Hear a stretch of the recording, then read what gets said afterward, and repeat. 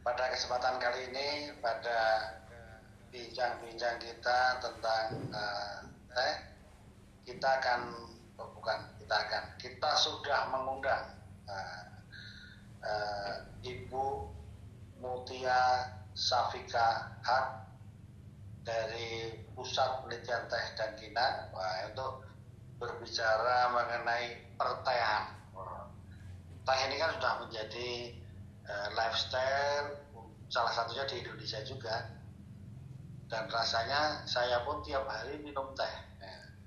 Hanya ini masalahnya, saya orang awam di teh, yang saya minum ternyata setelah saya tanya-tanyakan itu yang apa, yang kurang bagus katanya gitu, ternyata yang itu pun udah enak sekali gitu. Jadi nanti kita tanyakan ke Bu Mutia tentang teh yang spesial. Namanya spesial itu pasti ada kelebihannya. Dan kalau bahasa sononya itu specialty tea. Nah, gitu. Oke, kita sapa ya pemirsa. Wilujeng Sumping Bu Mutia. Wilujeng enjing Bapak. Wilujeng enjing ya. Sama itu ya. Sugeng enjing juga sama. Iya. Selamat pagi gitu. Jadi ngomong-ngomong, kalau Mbak Mutia saya lihat sering minum teh itu yang dibawa kemana-mana itu kan teh itu. Iya betul Pak. Itu teh apa itu loh Mbak?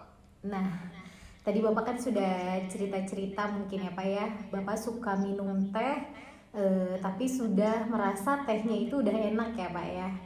Nah, sebetulnya untuk saat ini sudah banyak juga pergeseran masyarakat Indonesia, terutama selama pandemi ini, untuk memilih teh yang spesial. Teh spesial ini biasa disebutnya specialty tea ya Pak ya. Karena sekarang masyarakat Indonesia sudah punya preference untuk teh yang punya manfaatnya, punya fungsinya sebagai minuman fungsional, functionality.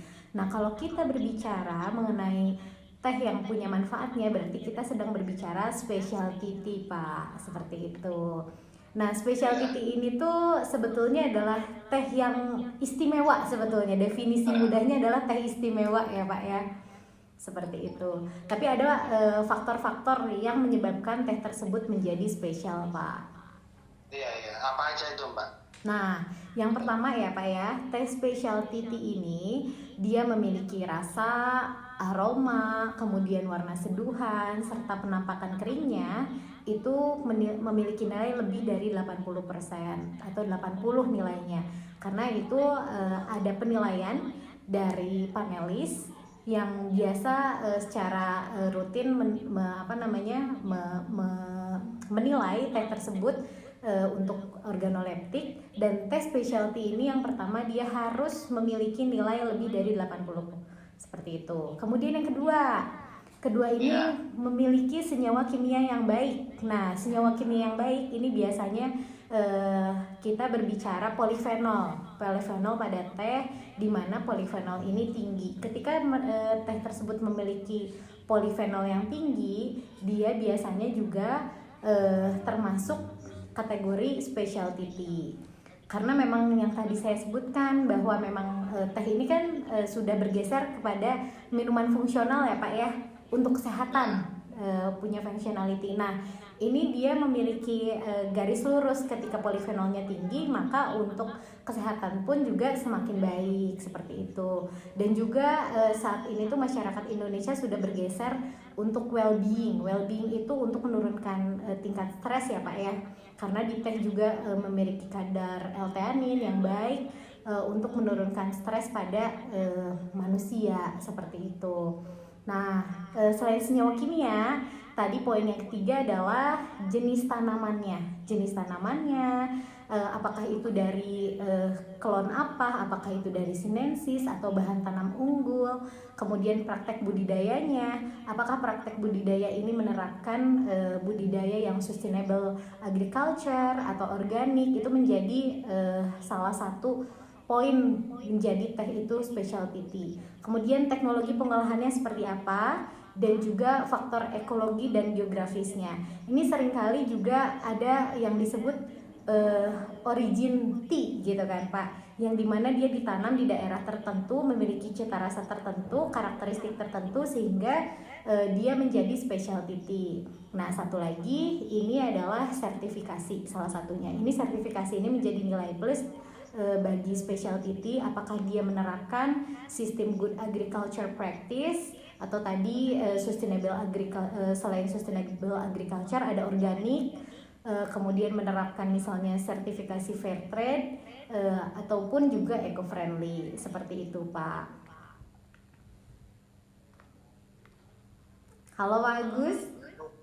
Ya halo Mbak, itu apa namanya istimewa specialty tea itu harganya lebih mahal nggak Mbak itu Pak? Ya, biasanya memang dia jauh lebih mahal harga specialty tea ini karena dia memiliki keistimewaan yang tadi saya sebutkan poin-poinnya. Nah, salah satunya saya membawa heritage nih Pak. Heritage tea ya Pak ya. Heritage tea ini produk dari Gambung, merek Gambung, keluaran dari Pusat Penelitian Teh dan Kina. Waktu tahun di 2020 ya, kami telah melakukan lelang juga untuk heritage tea ini.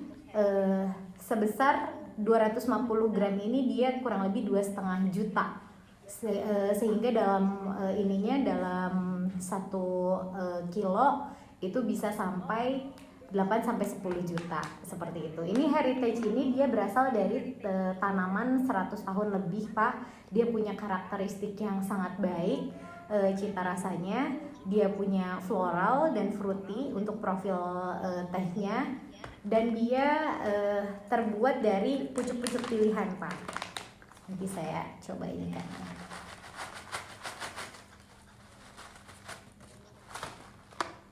Nah seperti ini.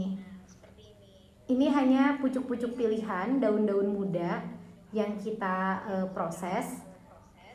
Kemudian kita bentuk wairi ini panjang-panjang seperti ini. Nah ketika teh ini diseduh nanti daunnya akan terbuka seperti itu. Dan itu ini masuk teh hitam atau teh apa itu Mbak? Ini kalau kebetulan kita memprosesnya dengan ulong Pak. Diterlihat. Ulong. Ya. Sebentar. Nih terlihat nih 100% teh ulong kita proses dengan cara ulong. Ulong ini di pertengahan prosesnya antara black tea dan juga green tea seperti itu. Tapi khusus untuk heritage tea ini dia termasuk kategori ulong yang medium Pak, untuk oksidasi enzimatisnya seperti itu. Nih. Jadi selain itu masih banyak lagi ya Pak specialty itu tadi? Banyak Pak, kebetulan memang kalau untuk produk Gambung itu ada black tea peony, kemudian green tea peony, ada roasted ulong, ada ulongnya juga, dan itu memiliki cita rasa yang berbeda-beda dengan berbagai jenis tersebut. Dan kita sebut specialty tea karena memang pertama dari bahan bakunya unggul Pak. Kita ngambil dari bahan tanam sinensis. Kalau ini yang tadi heritage dari 100 tahun lebih ya Pak ya tanamannya. Dia punya karakter profil fruity, kemudian juga floral. Dan kalau misalnya diseduh dengan cara gongfu, ini bisa berkali-kali. Gongfu itu cara Cina Pak. Iya, cara Cina dengan rasio teh yang cukup banyak dan air yang cukup sedikit. Ketika diseduh berulang-ulang dia punya layer rasa yang berbeda-beda. Inilah keunggulan dari heritage-nya seperti itu. Iya, Mbak tadi udah macam-macam. Itu cara minumnya, nah, itu spesial nggak Mbak? Katanya kan ada yang cara minumnya setelah makan itu harus setengah jam atau gimana itu minum teh yang bagus itu kira-kira gitu. Nah betul, ini seringkali juga dari peminum teh di Indonesia masih sering bingung nih. Ini kira-kira minum teh ini yang baik seperti apa sih? Sesudah makan atau sebelum makan? Nah kalau tadi teh ini punya fungsinya untuk manfaatnya, tentunya kita harus memperhatikan cara meminumnya juga. Yang pertama kita harus tahu dulu makanan high iron dan non high iron, mohon maaf. Jadi high iron itu adalah makanan-makanan yang punya kadar zat besi yang cukup tinggi, ini sekitar 10-30%. Ini dikandung dari daging merah, kemudian juga daging poultry ya, ayam, bebek, unggas, kemudian juga seafood.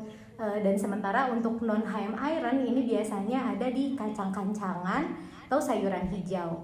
Nah, ketika kita mengkonsumsi ini caranya berbeda. Ketika kita mengkonsumsi makanan HM iron yang tadi seperti daging merah, ayam, seafood, karena dia kadar kadar zat besinya tinggi, ini kita bisa dilakukan bersamaan karena tubuh kita pun bisa menyerap zat besi dengan cukup dan juga tidak ada sifat antagonis kepada teh tersebut. Bahkan kandungan yang ada di dalam teh ini dapat mengurangi kadar kolesterol dari makanan HM iron ini seperti daging merah, ayam, seafood. Jadi seperti teman-teman misalnya Bapak Ibu yang sudah mengkonsumsi nasi Padang nih, takut kolesterolnya tinggi, itu bisa didampingi dengan minum teh. Nah, tapi ada tadi makanan yang disebut non HM iron. Dia memiliki kadar zat besi sekitar 10-15%. Nah, ada golongan-golongan tertentu yang memang harus memiliki kadar zat besi atau iron intake daily-nya cukup tinggi, seperti perempuan, anak kecil, kemudian lansia yang sudah berumur 50 tahun. Itu kan dia memiliki harus ada zat besi yang yang dibutuhkan setiap harinya cukup tinggi. Itu dari kacang-kacangan, kemudian sayuran hijau. Ketika kita makan itu kita harus diberikan jeda, Pak. Itu sekitar setengah sampai 1 jam karena yang non HM iron ini karena kadarnya kecil itu mudah sekali diserap oleh polifenol yang ada di teh, sehingga itu tidak boleh didampingi dengan teh. Kalau mau minum teh itu dikasih jeda setengah sampai 1 jam seperti itu, sehingga kadar zat besinya bisa maksimum diserap oleh tubuh seperti itu, Pak. Lengkap sekali ternyata, sudah spesial manfaatnya bisa tergali dengan tahu cara minumnya dan yang dimakan pun apa juga tahu, jadi manfaatnya yang kita peroleh semakin besar. Iya, betul. Terima kasih Mbak Mutia sudah berbagi mengenai teh yang spesial, yang istimewa. Sama-sama, Pak. Ini banyak diketahui oleh masyarakat dan bisa memetik manfaatnya lebih banyak lagi dari minuman teh. Iya. Dan kalau perlu menghubungi Specialty, silakan hubungi Pusat Penelitian Teh dan Kina Gambuk. Iya, betul. Terima kasih Mbak Mutia. Sama-sama, Pak. Warahmatullahi wabarakatuh. Waalaikumsalam warahmatullahi wabarakatuh.